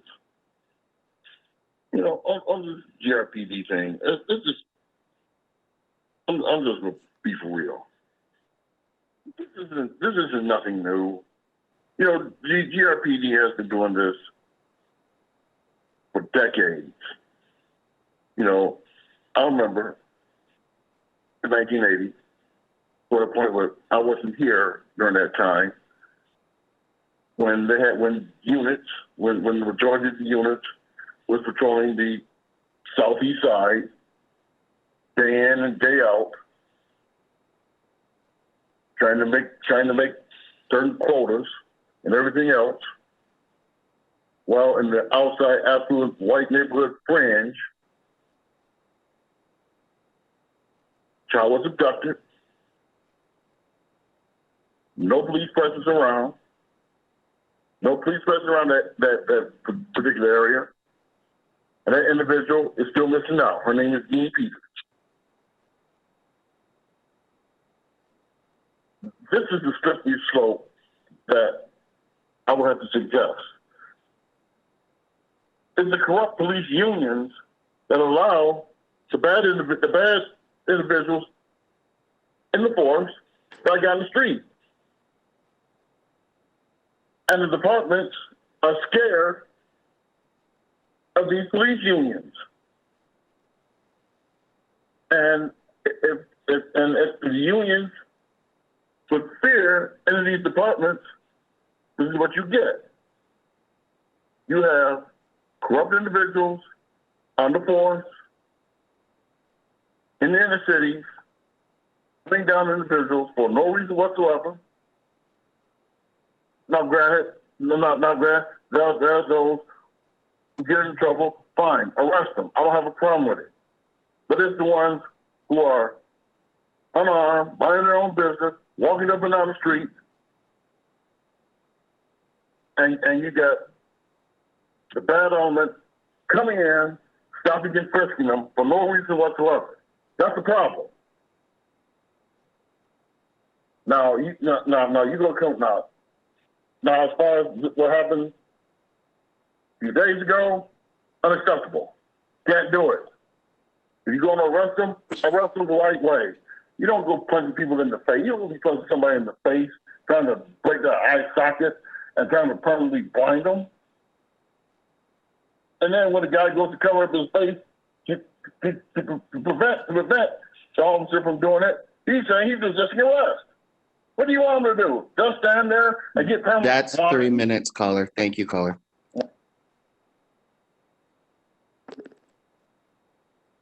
Caller, you're on with the City Commission. Can you please lower the volume on your device? Thank you. You have 3 minutes. Please state your name and the city in which you live. Your time starts now. Untitled Johnny Brand, Voice for the Badge, and I hear this defunding. People have to understand the consequences of that happening. I mean, we are short officers now. I would love to sit down with a defunder in a nice atmosphere civilly and discuss it, because they have to know the other side of the safety for our entire city. We have short officers now. It just would be terrible. Look at the cities that have defunded. Look what's happened. They're begging for police back there. Homicides are up. Crime is going through the roof. All you have to do is look up New York, LA, Minnesota, and you'll see that that's happening. It's just, I'm speaking about the police, the GRPD, not one policeman, not two policemen, the GRPD. I'm damn proud to support them, because they go out every day, risk their lives to protect us. And I've read many articles about officers that have been killed in line of duty protecting a citizen. And that it makes their profession so honorable. Are they perfect? No. But any other, no department that's perfect. I suggest that our commissioners, I'm going to propose mandatory ride-alongs and taking the simulation shooting class, so you can get a look at that. And also citizens should do it too. You don't like the police, ride along and see what they do. And as far as this one woman saying have blood on the hands, how about one of our police officers getting killed in the line of duty? How about that? They've been ambushed around this country. They vilify our police. They protect and serve. And I don't think we should concentrate on planting more trees. We don't have enough money to begin with. We've already defunded to a point. I think it's going to go to 35.8 instead of 38. It's just, the narrative on our police is unfair. It just is. I stand with them. If people don't like that, so be it. I respect all the citizens of Grand Rapids. The Voice for the Badge is working with Elijah Levitt, who's a very impactful man in the inner city. He's a great man. We're working together to make improvements. I care about the inner city. I want them to get the necessary money that they need. I also had sent an email to Sunita Lanier and Joe Jones about the parks. I said, you should take those parks. First place, these kids shouldn't have to pay to swim. And also they should have got unique activities in there to keep these kids at the park having fun instead of having nothing to do on a hot summer day. And they sure shouldn't have to pay to go swimming. They go 4 days a week, $5 a time. That's $80 a month. That's a lot of money for people. And I do not want to be put in the light of condoning any activities by any police officer in our country that are wrong. I just know that the far majority of our police protect and serve. They care about their community. And right now, nobody wants to be a police officer. I don't know how we're going to build up our police force, which we are about. That's 3 minutes, caller. Thank you. Thank you, caller. That's 3 minutes. Caller, you're on with the City Commission. Please state your name and the city in which you live. You have 3 minutes. Your time starts now. Hi, my name is Lainey Hess, and I'm a member of the Grand Rapids community in zip code 49503. We've all seen the video of GRPD unnecessarily violently attacking a citizen of Grand Rapids. And many of us have seen the mountains of research that says that poverty is the leading cause of crime. Why then do we continue to invest in a violent police department instead of investing in fighting the poverty that exists in our communities? If we want to fight crime, we have to fight poverty. The research is clear. We do not need more conversations about public safety. We need action. We need to invest in education, housing, and public health. GRPD does not prevent crime. They do not keep us safe. They are violent to community members. And if we continue in the direction we're going, it's only a matter of time until GRPD kills a community member. And if you refuse to take a stand, that blood will be on your hands. With that, I yield my time.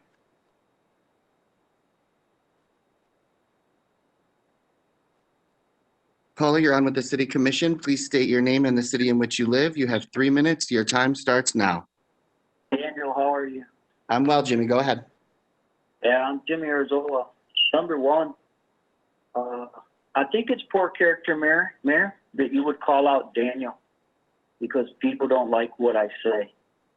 You gotta leave Daniel alone. He's been doing a good job dealing with a bunch of idiots And then he's got to work for people like you guys. Most of us know that we can say whatever we want. That standard is set by the fraudulent watchdog of the city with all of his racial innuendo, which has been allowed for 2 mayors now. The other thing is Womack. Womack's right. He's born and raised here in the city, pretty much raised up here in the city like me. I can't believe that white police officers are beating black men in the Hispanic community. You know, it sounds bad, but why would they not beat them at all? You know, it's pretty disappointing. I don't think that defunding the police, which Bill Jones was the first one to say that, and makes any sense at all. I think that they're still running over budget, and that's where Mark Washington's failing. Grand Rapids police need to be taught a lesson, and I hope you guys ain't taking it as a threat. Court today, because of something in September, I had an idiot police officer by the name of Wetzel try to give me a traffic ticket because I'm on a bicycle not making a left turn signal. I guess he found out lying. But there's more important things to do with our taxpaying dollars than to write up tickets. I mean, it's unheard of. These people are saying that Grand Rapids police are on TMZ. Since I lived here in the North End, you know, a Grand Rapids police officer went into Wyoming and raped a woman. The majority that sat on that commission are women. Does that not offend you? Most of my children are females. I have many. It offends me very much. I'm not out raping people. I may talk too much like I am right now or texting, but you guys need to do something about this white trash that wears uniforms and preys on us, especially the Hispanic community and the black community. You guys are going to have an border here that is like name calling. I think we should just apply that policy evenly. What do you think they say to us? What do you think they say to us and about us? What do you think they do? Thank you, Daniel. Thank you, Daniel. Thank you, Jimmy. There are no more callers in the queue, Mayor. All right. Thank you, Daniel. And Commissioner, good point. I'll follow up with City Manager and City Clerk afterwards. All right, I'm going to turn to my colleagues now for comments, and I'll start tonight with Commissioner O'Connor. Thank you, Mayor. Thanks for the work of the staff to talk about the budget today. Proud of the work that we've done in Grand Rapids to be prepared for the challenges that we're currently facing as it relates to budget shortfalls. While I'm thankful for the federal dollars that are going to come our way, I'm also know that we still need to be prepared for uncertainties moving forward. And so I appreciate the recommendations of the city manager to have a continuation budget to kind of see where the chips may fall as it relates to the uncertainty around especially our income tax dollars as they come in. It's important that I think we've prided ourselves on being a city who's done the right things over the last 10 plus years to ensure that we can be a growing city that can pay its bills and provide the best possible resources for our constituents. And so I'm hopeful that we can do that here moving forward so that we continue to invest in things that have long-term payoffs. And I think that's something we have done really, really well here in Grand Rapids. Excited to see that the COVID case numbers are starting to come down. I appreciate the efforts of everyone to continue to try to do the right thing here. Saw today that a variety of places around West Michigan are now offering walk-in vaccination appointments without having to schedule ahead of time. Which means we've gotten to a point now where a significant number of folks have gotten through at least their first shot. I'm excited to have my family fully vaccinated, not only just for me, but for my 8-month-old daughter, so that I know that she's safe as well. I would encourage anyone to go out and get vaccinated. I know there's a lot of chatter out there on the interwebs and around the world about these things and whether they're approved or not approved or what their efficacy is. But I know and feel that they're safe. I'm proud that we have a FDA that is there to make sure that we're safe and we get access to medicines, a lot of medicines that are safe around the world. And so, if you are on the fence about it, I feel great. I know that, I did the right thing by getting vaccinated. I encourage you to do the same. And, it's how we move on and how we continue to grow as a community is we need to get to herd immunity. And that's going to take, we're going to get to a point where there's going to be, everybody who wants one is going to have one. And there's going to be some people who either don't have the ability to get to an appointment, who don't have transportation to an appointment, who don't who has a barrier, whether it's language or accessibility to get to an appointment. And so, it's on us to help those folks find a way to get a vaccination if they want one. And I'm proud and willing to do whatever I can to help those folks so that we can all get to a better place. Thanks, Commissioner. Commissioner Moody? Thank you, Madam Mayor. I echo O'Connor's sentiments as well. My wife and I both had our shots in February, and both shots. And I have to admit that I can't recollect that I had any side effects at all. Living with a nurse, she's going to make sure I'm properly taken care of anyway. Also, my wife is a part of the COVID-19 Kent County Task Force, where she is signing up individuals for the shots all over the city of Grand Rapids. At this point in time, her and her crew has signed up almost 2,000 people. Also, for transportation, a company called Reliable Medical Transport. I don't know the number, but if you can contact them, they will be giving people rides to places to get shots as well. But I strongly recommend, if you haven't got the shot, please consider it. If you choose not to, that's just your prerogative. But my field of work, besides being a city commissioner and a minister, as most of you know, I'm a mortician. I see some of the sad deaths that deal with COVID-19 and how it affects families. So I strongly suggest, please get them. I went to a family's house 2 weeks ago and the whole house was infected, and it was sad. And they could not have the opportunity to truly mourn their loved one. So I put that out there to our community. Please take care of yourselves, take care of others, and be mindful that this disease is not yet over with. Thank you, Commissioner. Appreciate that. Commissioner Lanier? Thanks, Mayor. I just want to say thank you to the city manager for the budget presentation and the presentation that came to us in advance. Thank you for that and printed. I appreciate that as well. And to those who came out this evening, thank you for expressing yourselves and sharing your concerns. And as we were discussing at our last meeting, some of the follow-up that's needed. And I also want to thank the city manager for some of the follow-up that happened after the last meeting, as well as the city clerk. He also was mentioning that there was follow-up with persons that expressed some concerns last time. Thank you. Thanks, Commissioner. Commissioner Rappert? Thank you, Mayor. I too want to thank everybody that called in tonight. We truly do appreciate hearing from you, whether it's to celebrate something or to challenge us with something. So thanks for calling in. I want to thank Lou Canfield for dropping off my big binder at my house. And that was a very kind thing of him to do. And I sat down to read it, and I just want to thank the city manager for his letter at the beginning.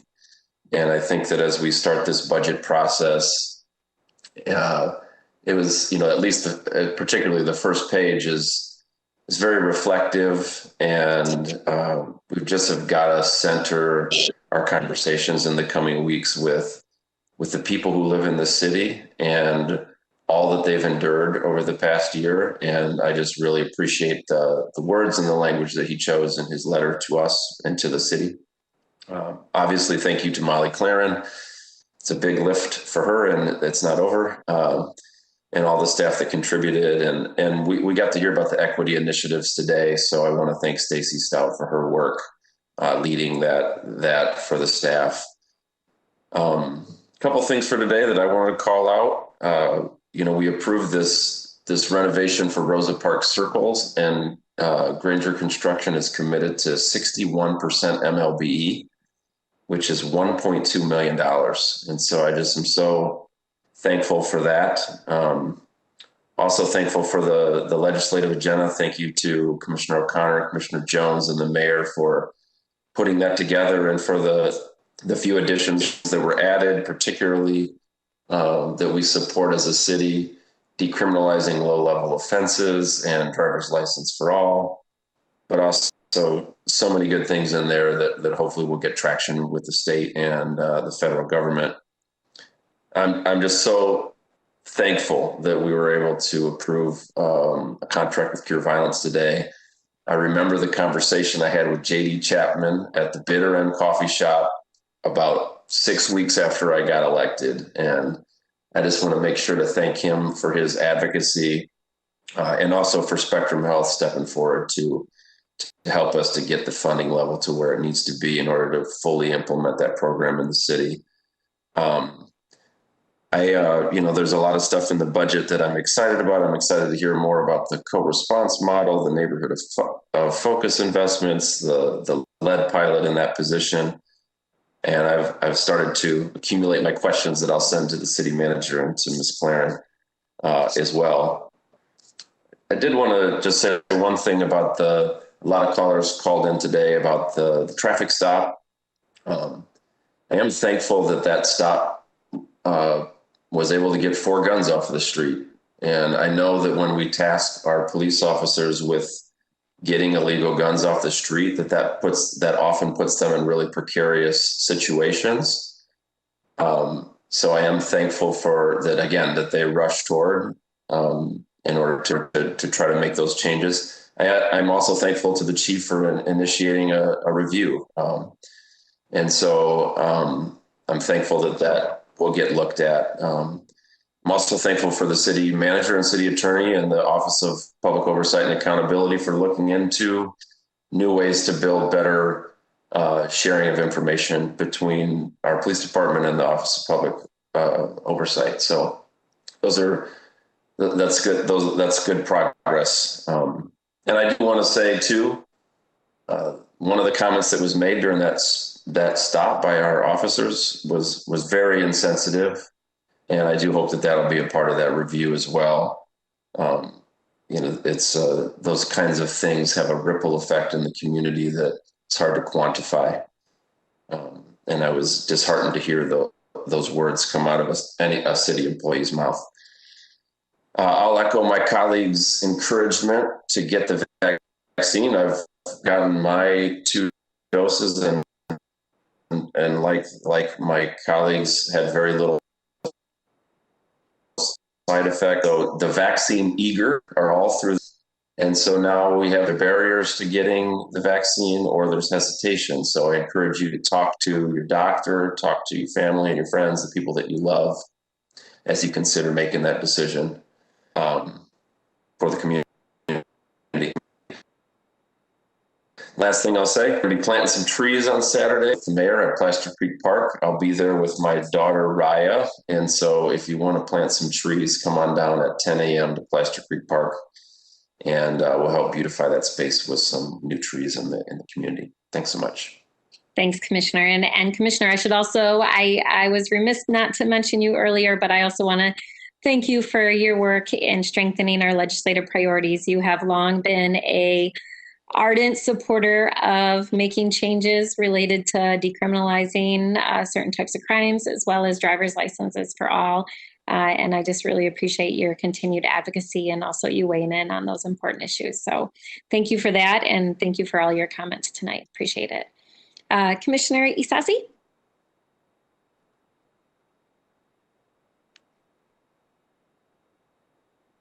Thank you, Mayor. So I pulled out my little card from Spectrum that says I got vaccinated because I love my familia, my family. And my husband and I were part of probably a first wave of people given our day jobs to be able to get the vaccine. And so I know that I really echo what Commissioner O'Connor and others have said around the vaccine. I had a lot of people in my family who said they would never get it. Stop talking to me about it. I'm not interested. And many of those individuals have decided to get vaccinated. And so I think it's never about making people feel bad. It's understanding what are their considerations, their concerns, and letting people make those decisions for themselves and having a variety of ways to get the vaccine. So Commissioner Moody is across the street neighbors from my parents and Miss Laura and my dad. He sent her a lot of names. So we feel really good about getting more people, particularly in our Latinx community, getting vaccinated because we are not a monolith. We all don't think the same. No one person speaks for all Latinos or any group. And but I'm glad to see that we are increasing efforts in this community. I also just wanted to say thank you to those who have been involved with our Safe Task Force work. I took over the co-chair opportunity a few months ago with Mr. Kirby Killingham from Family Outreach Center. And we put more of a focus on working and trying to focus on the prevention piece and with youth and young people. And so many thanks to Mr. Kane, Mr. Kirby Killingham, and also DC Reifenberg for being part of our subcommittee to just bring, where do we want to focus and what should we do? So I want to just express some appreciation for that work.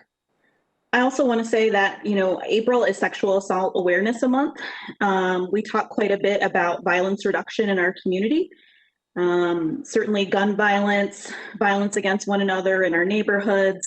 But I think it's important to focus on those who have been victims who are suffering post-traumatic stress, other pieces related to sexual assault, and just to continue to fight for the reduction of violence, especially against women in our community. I know many of you around the table have been involved, and just thank you to organizations like the YWCA and others who are continuing this work in partnership with many of our city employees as well. So, I think the hardest thing about being a commissioner sometimes is not being able to say what you think, because you usually run because you have a lot of things that you believe in and things that you want to say. And usually people expect you to have all the answers. And so being behind these screens is often hard sometimes because you want to respond. And I think there are times when it's appropriate for us not to, and other times where it's not. And, how do we work in conjunction and coordination, supporting one another and supporting our appointeds, all that are on the dais, as well as city staff. And so for me, that's kind of what's been on my mind about kind of the community, that I want to see. And so without responding to specific things that were brought up, I want to see a community that has more decriminalization in it. We've saw some of the expungement pieces that have happened or enacted at the beginning of this month. I know that Black and Brown Cannabis Guild, NAACP, others had expungement fairs this weekend. It looked like they were very well attended, which is a positive, but also a negative to think that they're well attended. I want to see more Black and Brown men in our community live long lives, have gray hair, and be here with their families. I want a place where there is more humanity that is centered, where we see each other, truly see each other, don't humanize one another with our actions or words. And so I feel a little bit like Commissioner Jones. I want to put more love out into this space because, again, I think there's not just one single story of how people experience the city of Grand Rapids, and it continues to be evident in the calls that we have, the messages that we received, and the things that were shared with not only us, but other departments. So with that, have a good evening. Thank you, Commissioner. And last is, Commissioner Jones. Thank you, Mayor. Let me begin by thanking all of those who called in on this evening. And regardless of your issue, whether it was for or against something, I just, again, really appreciate the fact that you took the time to call. And in many ways, I find it somewhat encouraging in that I think part of what is necessary for such a time as this is to take the opportunity to actually sit in attention.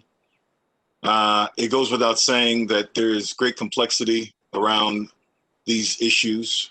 And I would also think that if any of us had the perfect answer, then we probably would be on international news and be famous, because it's a problem that's real and very present throughout our entire country right now. And so I will say that, at least from where I sit, there is the ongoing reality of having to sit in attention. And again, that's part of what comes with this role. But also, I think for those who I think often work to simplify the issue, I wish that it were that simple, and it's not.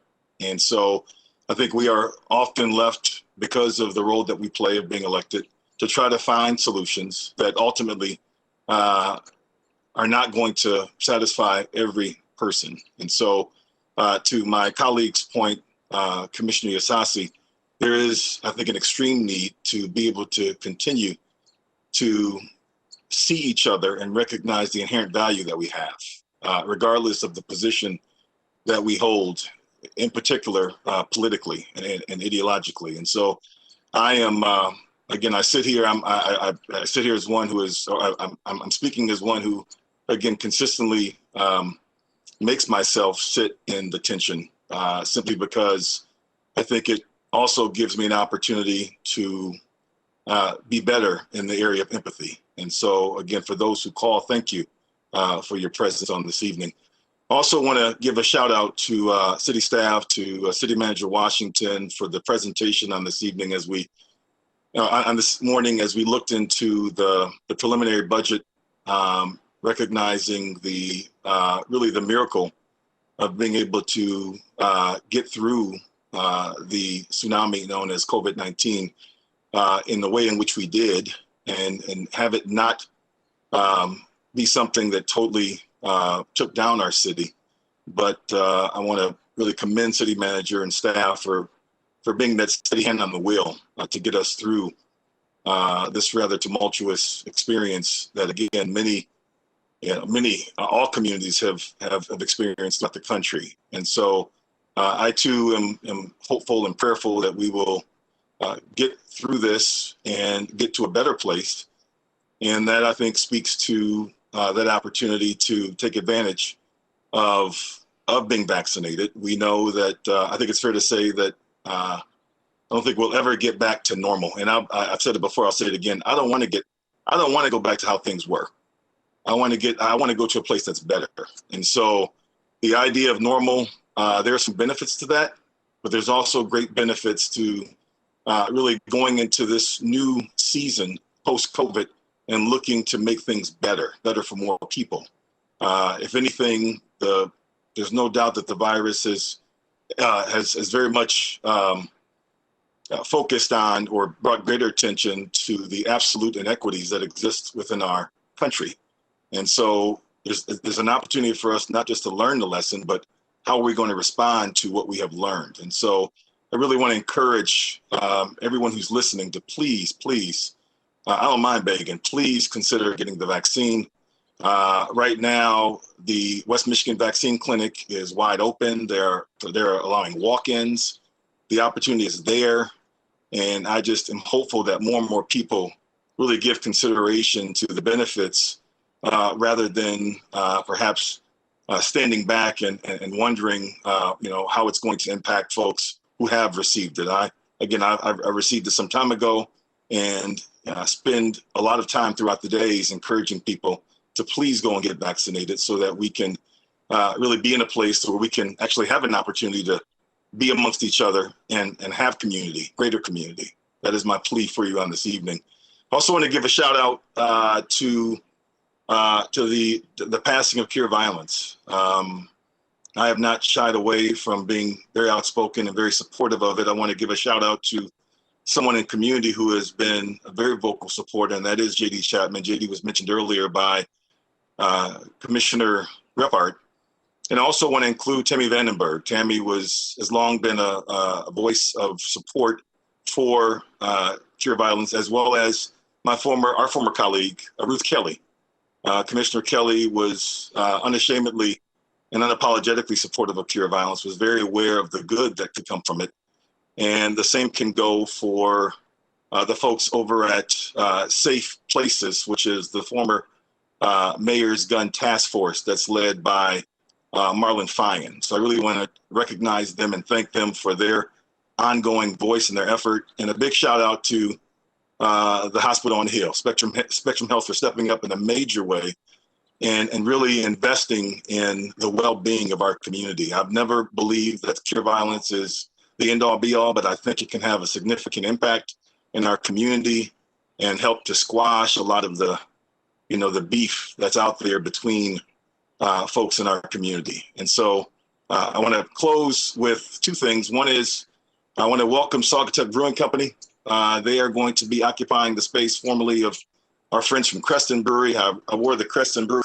You can't see it right now because it's dark up in here, but I wore my Creston Brewery t-shirt today in recognition of Vince and Kaylin and Scott and Molly and their sacrifice that they made years ago to start that business. And were unable to keep it going due to a number of factors, but I think in particular, just COVID-19 and just the difficulty of really getting the right type of traffic on Plainfield. And so I'm grateful for Saugatuck Brewing Company. I want to welcome them to our second ward. I'll be sure to stop by there when they're up and going to show my support. And lastly, I want to give a shout out to my colleague, my sister, Commissioner Yasasi, who is the brand spanking new CEO of GROW, which is Grand Rapids Organization for Women. So very thankful that she has stepped into that new space. I'm wishing her the best in this new season. And I also want to recognize and thank Bonnie Norara for her service in the past, but I'm excited for the power of possibility as it pertains to GROW under the leadership of Commissioner Yasasi. So thank you, Mayor. Thank you, Commissioner. Really great points. And I'll add my congratulations to our colleague on the new position at GROW. It's an important organization in our community, and we're glad to have you at the helm. So let's see, I'll turn to our city attorney.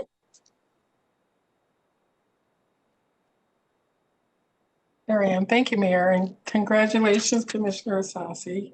I was listening to everyone and a lot of great points tonight, but Commissioner Jones, I like what you said about that we don't want to go backwards. We don't want to be in the same place, but we want to be better. And that's what we want to do. And it takes all of us to do that. And so I too appreciate the call-ins, the emails, and the communications that people from the community give us on a regular basis, because since I've been in this job, one thing I can say is that we have an involved community that pays attention. And that helps us in the work that we do. That accountability keeps us on our toes. And we want to be better. We're not perfect, but we strive every day. We work hard every day to do what's best for our community. And so, yeah, is there room for improvement? Yes, there is. And so I'd like to thank the people that call in, but also thank some of the community groups that constantly give us feedback. And I'd like to invite to come along and partner with us in making a greater community. We're already great, but a greater community, so that we're not just pointing fingers, but we're in a partnership to do the great work that we need to do to be a better community.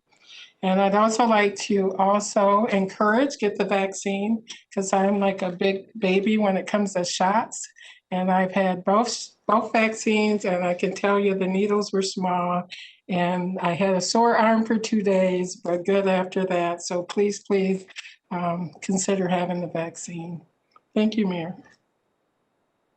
Thank you, City Attorney. City Clerk? Just a reminder for the voters that live in Kentwood Public Schools inside the city of Grand Rapids, that there'll be election next Tuesday, May 4th. Polls will be open from 7 a.m. to 8 p.m. So there'll be a millage question for them. And also, if you want an absentee ballot, you may do that. We're going to be open Saturday from 7 a.m. to 3 p.m. So if you're not sure if you live in Kentwood Public Schools or not, go to michigan.gov/vote. And you can check out your voter registration. Another thing is, in just over a week, we're going to be welcoming the International Institute of Municipal Clerks to Grand Rapids. My predecessor, Darlene O'Neill, and the mayor were instrumental in getting this conference to come to Grand Rapids. And we know, and you're thinking, what, a conference is coming to Grand Rapids? This is going to probably be the first conference that we've had. So we have about 500 clerks coming to Grand Rapids. We'll be socially distanced for large sessions inside Van Andel Arena. So thank you to the Convention Bureau and Experience Grand Rapids for working with us, because the vaccination clinic over at DeVos Place. So we do some things. So we're following all the state guidelines and that, and then that all those clerks are coming in at the end of Municipal Clerks Week, which is next week, celebrated by International Institute of Municipal Clerks. This is also the 75th anniversary of International Institute of Municipal Clerks. So very exciting. We have clerks coming from all over the country. So I'm looking forward to it. Thank you, Mayor, for all your work getting this conference to come to Grand Rapids. Thank you, City Clerk. It'll be great to have them here and to host in Grand Rapids, and I'll be welcoming them to our city, and I'll also make sure that we thank our former city clerk who really helped and make the case for them to come here. So thank you for hosting. And City Manager. Thank you, Mayor and Commissioners, for your work today, your support today. Do also want to thank the staff for their continued work and not only preparing for the meeting, but the outstanding work that they've done on the budget. And I recognize many of them earlier today, but I do want to let them know how much I really, really appreciate their work and all city employees who continue to serve this community very unselfishly. I do want to respect the medical decision that is everyone's to make, and to share that I did make mine, and mine was informed based on the personal loss of life that we had within our family. I had two very close relatives who passed away from COVID, and I was unable to be with my family during that morning time, and I made a decision along with my wife and children that were eligible to take the vaccination so that we can continue to live our lives, but also be with our families and friends when they need us the most without any restrictions. So I too want to encourage everyone to make the best choice for them and do what they can to get vaccinated and experience and help us as a community and a country to experience herd immunity as soon as possible. I do also want to recognize the tension is a very appropriate word for what we experienced tonight, what is being felt across the country regarding this very difficult issue around community and police relations. And as we heard from the callers, there are perspectives from many sides.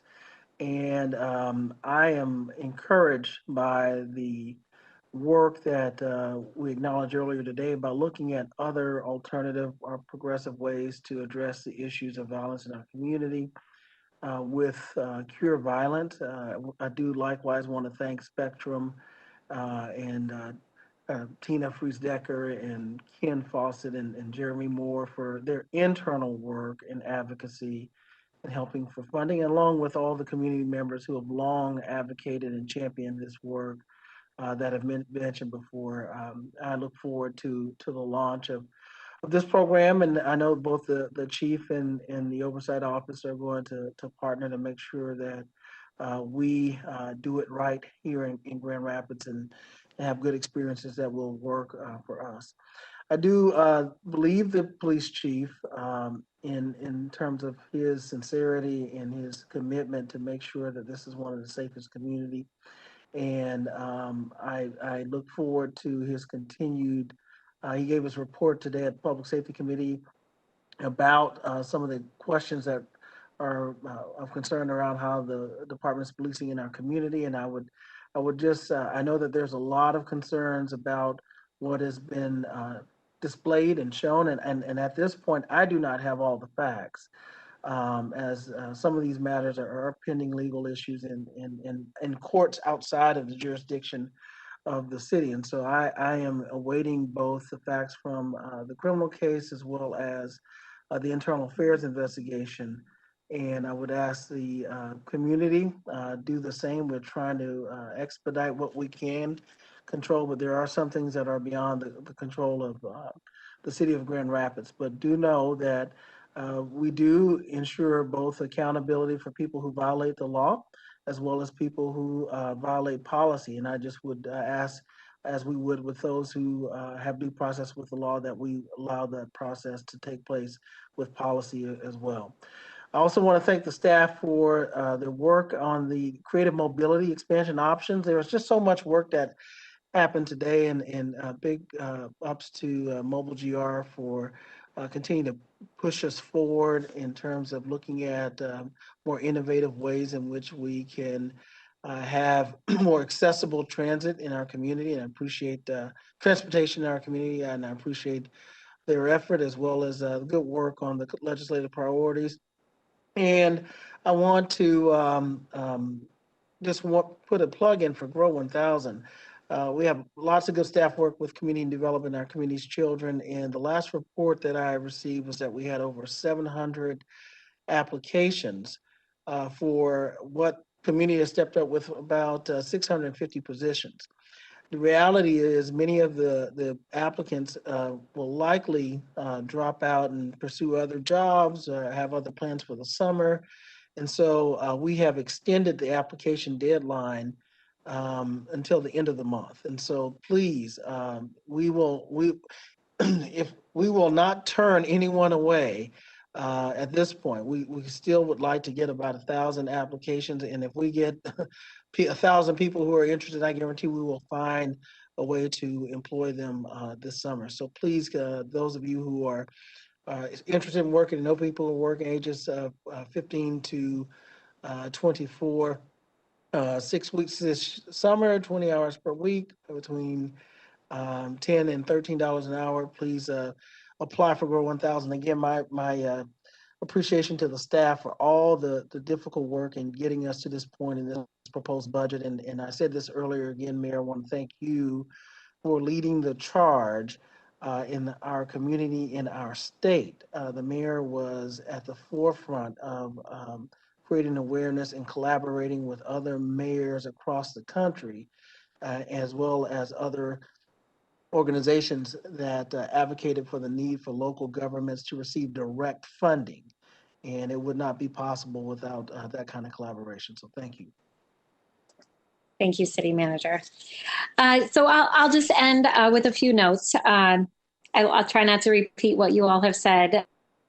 I appreciate all your comments, and I appreciate serving with all of you. And Commissioner Jones, I think you hit the nail on the head. These are complex issues that we're trying to solve and work on every day. And there's no single solution, but I can tell you I'm very optimistic that the budget that was presented today moves us closer to finding solutions to many of the issues that we have talked about around this table. And I do believe that the budget that was presented today, as we work through it, we'll find that it aligns with a lot of the priorities that we as a body have identified. And I want to thank not just the city manager, but really the entire team. I know that they have been working late into the evening. They were here all weekend working on the budget. And it takes a lot of work, especially with how quickly we had to pivot over the last couple months, because everything changes, it seems like, every single day this past year. And I just want to say thank you for all your hard work and the presentation today and the information that is before us for all of us to take a deeper dive into. And one of those priorities that has been on my list, I actually every year make a list of priorities. And one that has been on my list for 5 years now is cure violence. And so I am very glad that we were able to move forward with that today, as well as incredibly grateful for our partners in the community who have stepped up to help us with this effort.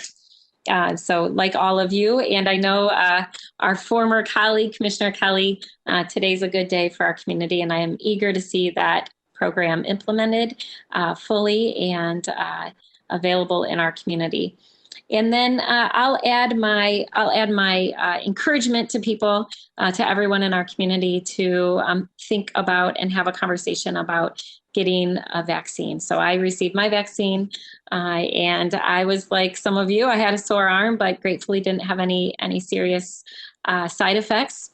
And I have a big family, as you all know, and I know several individuals in my family have struggled with whether to get the vaccine, including my mom and my dad. And as I told them, I encouraged them to go and talk to their doctor and have a conversation and get their concerns and their questions answered by a medical professional. And that's what they did. And now they are both vaccinated, which I am incredibly grateful for. And so that's what I'll continue to encourage individuals in our community to do, as well as my loved ones. But it is really important that we get the facts and that we think long and hard about getting a vaccine and being a part of getting to that herd immunity that we know is so critical to get out of this pandemic. So with that, I will end. I know we've all had a very long day. I'll end by also saying, in addition to Cure Violence, today at Public Safety, there was a really great update on the CLEAR program. Our police department really has led nationwide on this program, and I know a lot of other mayors have called me about the CLEAR program, and I've directed them to the police department. And I just want to thank the police department for their leadership and their work in helping individuals who are returning to our community to try to do that in a way that helps them, not just with getting their individual needs met, but also helping them reconnect with community. So just want to give a shout out to the team today who presented at Public Safety, particularly around that program. So with that, we'll end tonight. Have a good night, everyone, and I will see you all soon. Thanks.